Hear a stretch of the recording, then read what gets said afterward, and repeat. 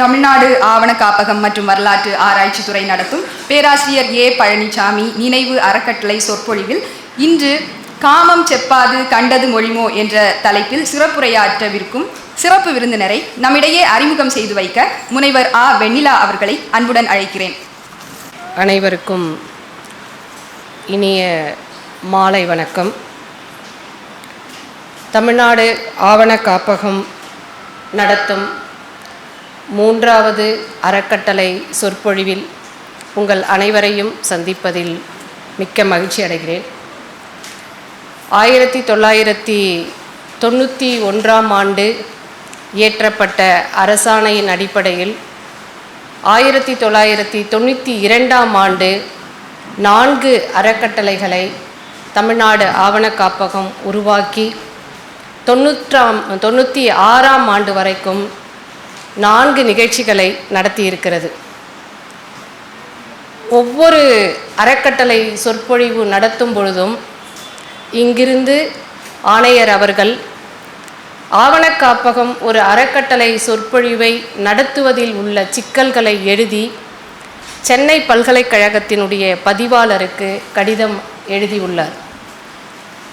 ஒரு அறக்கட்டளை சொற்பொழிவை நடத்துவதற்கு பேச்சாளருக்கு 2000 ரூபாய் மதிப்பூதியம், அவர் வந்து செல்வதற்காக 500 ரூபாய், அவருக்கும் மற்ற விருந்தினர்களுக்கும் தேநீர் வழங்குவதற்காக 250 ரூபாய், இப்படி பணம் ஒதுக்கீடு செய்து ஒரு சொற்பொழிவுக்கு எங்களால் 3000 ரூபாய் கொடுக்க முடியும், எங்களுக்கான அறக்கட்டளை சொற்பொழிவை நீங்கள் நடத்தி தர வேண்டும் என்று சென்னை பல்கலைக்கழகத்தினுடைய பதிவாளருக்கு கடிதம் எழுத சென்னை பல்கலைக்கழகத்தின் பதிவாளர் எங்களுக்கு போதிய நிதி ஆதாரம் இல்லை என்று காரணம் கூறி எங்களால் நடத்த இயலாது என்று கடிதம் திருப்பி அனுப்பியிருக்கிறார்கள். ஆணையர் கேட்டதே காசு நாங்கள் கொடுக்குறோம், நிகழ்ச்சியை நீங்கள் நடத்துங்கன்னு தான். அவர் ஆனால் எங்களிடம் போதிய நிதி வசதி இல்லாத காரணத்தால் நீங்கள் கோரும் நிகழ்ச்சியை எங்களால் நடத்த இயலாது என்று சொல்லி கடிதத்தை திருப்பி அனுப்பியிருக்கிறார். பிறகு வந்த ஆணையர் திருமதி கிரிஜா வைத்தியநாதன் தமிழ்நாட்டில் இருக்கின்ற அத்தனை பல்கலைக்கழகங்களினுடைய பதிவாளருக்கும் கடிதம் எழுதி பேச்சாளர்களினுடைய பெயர் பட்டியலை எங்களுக்கு அனுப்பி தாருங்கள், அவர்களிலிருந்து சிறந்தவர்களை தேர்வு செய்து நாங்கள் கூட்டம் நடத்துகிறோம் என்று ஒரு கடிதம் எழுதியிருக்கிறார்.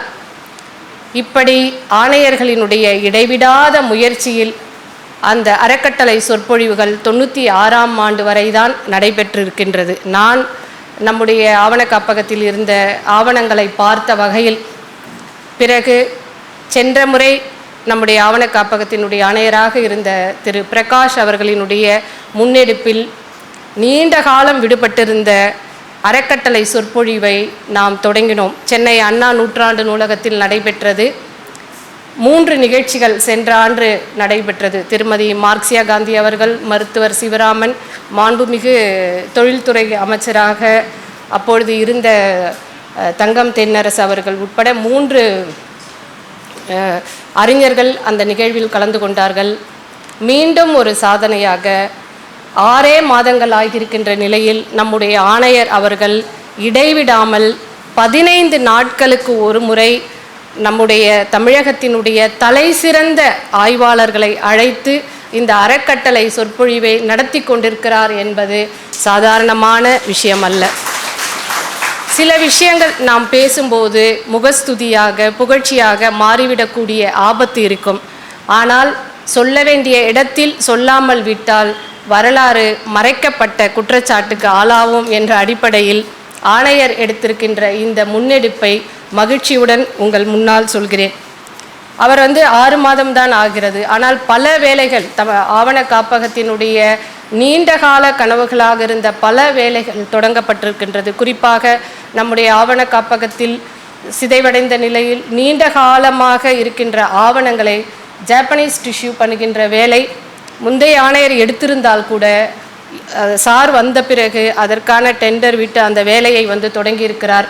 தமிழகத்தினுடைய வரலாற்றில் ஒரு மைல்கல்லான முயற்சி அது. அடுத்தது ஆவண காப்பகத்தினுடைய மிக முக்கியமான ஒரு அங்கம் கெசட்டியர் யூனிட். தமிழ்நாட்டினுடைய மாவட்ட ஆட்சியர்களுக்கும் நிர்வாகத்தில் இருக்கின்ற அத்தனை பேருக்கும் பயன்படும் வகையில் பிரிட்டிஷார் தயாரித்த மாவட்ட விவரச்சுவடிகள் மேனுவல்ஸ் என்று அழைக்கப்பட்ட அத்தனையும் மறுபதிப்பாக 15 கெசட்டியர்ஸ் 14 மாவட்டங்களுக்கான 15 கெசட்டியர்ஸை 2 மாதத்தில் மறுபதிப்பை கொண்டு வந்திருக்கிறார் நம்முடைய ஆணையர் அவர்கள். இதுவும் குறைந்த காலத்தில் செய்யப்பட்டிருக்கின்ற மாபெரும் முயற்சியாகும். இத்துடன் புதிய கட்டிடம் கொண்டு வருவது, மின்னுருவாக்க பணிகள் என்று ஆவண காப்பகத்தினுடைய ஒரு பாய்ச்சலான காலகட்டத்தை வழிநடத்தி கொண்டிருக்கும் ஆணையர் அவர்களுக்கு என்னுடைய வணக்கத்தை தெரிவித்துக் கொள்கிறேன். இன்றைக்கு நடைபெற்று கொண்டிருப்பது பேராசிரியர் ஏ பழனிசாமி அவர்களினுடைய நினைவு அறக்கட்டளை. அவர் சட்டக்கல்வித்துறையினுடைய முன்னாள் இயக்குனராக இருந்திருக்கிறார். அவருக்காக அவருடைய மைத்துனர்கள் இருவர் சேர்ந்து இந்த அறக்கட்டளையை திரு பரமசிவம் IAS அவர்களினுடைய முயற்சியினால் உருவாக்கப்பட்டிருக்கின்றது. அது அத்தனையும் விட இன்றைக்கு மிகச்சிறப்பான ஒரு நாள். ஏனென்றால் சலபதி இங்கே இருக்கிறார். சலபதி, வெங்கடாசலபதி என்றால் யாருக்குமே தமிழ்நாட்டினுடைய அறிவுலகத்திற்கு தெரியாது.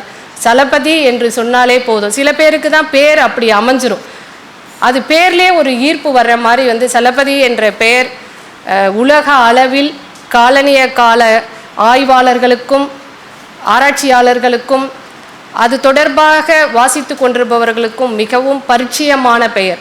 தமிழகத்தினுடைய பிரதிநிதியாக உலகத்தில் இருக்கின்ற புகழ்பெற்ற பல பல்கலைக்கழகங்களினுடைய வருகை தரு பேராசிரியராக இருந்திருக்கிறார். ஹார்வர்ட் பல்கலைக்கழகம், சிக்காகோவில் இருந்து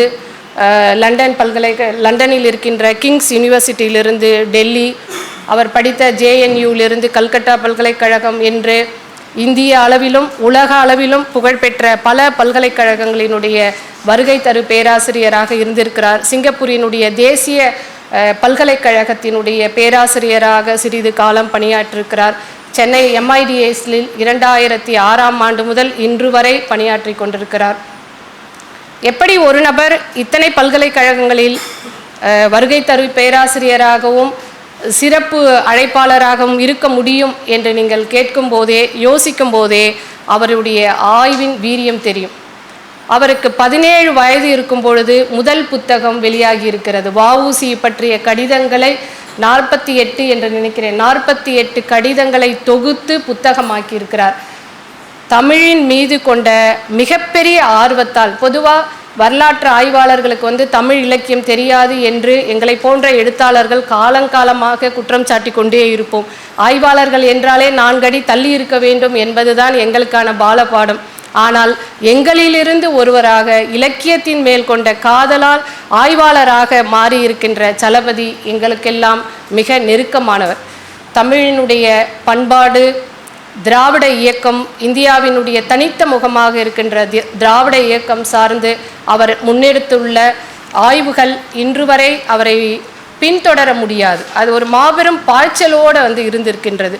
புதுமை பித்தனும் பாரதியும் வஉசியும் இந்த உலகத்திற்கு ஆய்வுபூர்வமாக, ஏன்னா எந்த ஒரு விஷயத்தையும் உணர்வெழுச்சியாக மிகைப்படுத்தி பேசுவது எளிது. ஆனால் ஒரு ஆராய்ச்சியாளரினுடைய பார்வையில் ஆய்வுபூர்வமாக அவர்களுடைய முழுமையான எழுத்தை, படைப்புகளை, போராட்டங்களை வெளிக்கொண்டுவதில் சலபதியினுடைய பங்கு அளப்பரியது. புதுமை பித்தன் என்ற மாபெரும் தமிழ் இலக்கியத்தினுடைய இலக்கிய படைப்புகளை அத்தனையும் பதிப்பித்து இதுவரை அவர் இருந்த காலத்தில் பதிப்பிக்கப்படாத பல கதைகளையும் கட்டுரைகளையும் வெளிக்கொண்டு வந்தவர் சலபதி. தன்னுடைய ஆய்வு பணிகளுக்காக அவர் பல அமைப்புகளினுடைய விருதுகளை பெற்றிருக்கின்றார். நம்முடைய ஆணையர் அந்த விருதுகளினுடைய பட்டியலை வாசித்திருக்கின்றார். ஒரு ஆய்வாளர் ஆய்வின் அடிப்படையில் நடுநிலை தவறாமல் ஆய்வு என்ன சொல்கிறதோ அதன் போக்கை, அதனுடைய வெளிப்பாட்டை தான் வெளிப்படுத்த வேண்டும். அதற்கு ஒரு நேர்மை, அறம் சார்ந்த ஆய்வியல் அறம் சார்ந்த ஒரு நேர்மை வேண்டும். அந்த அறம் சலபதிக்கு அவருடைய தொடக்க காலத்திலே இருந்திருக்கின்றது. ஒரு ஆய்வாளராக அவர் வெற்றி பெறுவதற்கு அவர் மேற்கொண்டுள்ள இந்த அறம்தான் அடிப்படை. இரண்டாவது, ஒரு எழுத்தாளரினுடைய புனைவு வசியம், ஆய்வாளர்களுடைய பல எழுத்துக்கள் ஒரு வறட்சி மிக்கதாக அல்லது பொது வாசகர்களுக்கான சுவை தராத ஒரு விஷயமாக இருக்கும். ஆனால் சலபதியினுடைய எழுத்து எப்பொழுதுமே புனைவினுடைய வசீகரத்தை கொண்டது. குறிப்பாக அவருடைய அந்த காலத்தில் காப்பி இல்லை போன்ற ஆய்வு கட்டுரைகள், அந்த நூலில் இருக்கின்ற ஒவ்வொரு கட்டுரையும் ஒரு கைதேர்ந்த எழுத்தாளரினுடைய வெளிப்பாடாகத்தான் இருக்கும். இப்படி ஆய்வாளராக, ஆசிரியராக, எழுத்தாளராக, பதிப்பாளராக, தமிழில் அவர் மேற்கொண்டுள்ள பதிப்பு முயற்சிகள் தனியாக பட்டியலிடப்பட வேண்டியவை. பதிப்பாளராக என பல தளங்களில் தன்னை வீரராக முன்னிறுத்தி வைத்துள்ள சலபதி இன்று நம்முடைய ஆவண காப்பகத்திற்கு வருகை தந்து உரை நிகழ்த்துவது என்பது நமக்கு கிடைத்துள்ள அரிய வாய்ப்பு. அந்த வாய்ப்பிற்காக சலபதிக்கு நன்றி கூறி பேச அழைக்கிறேன். வாருங்கள்.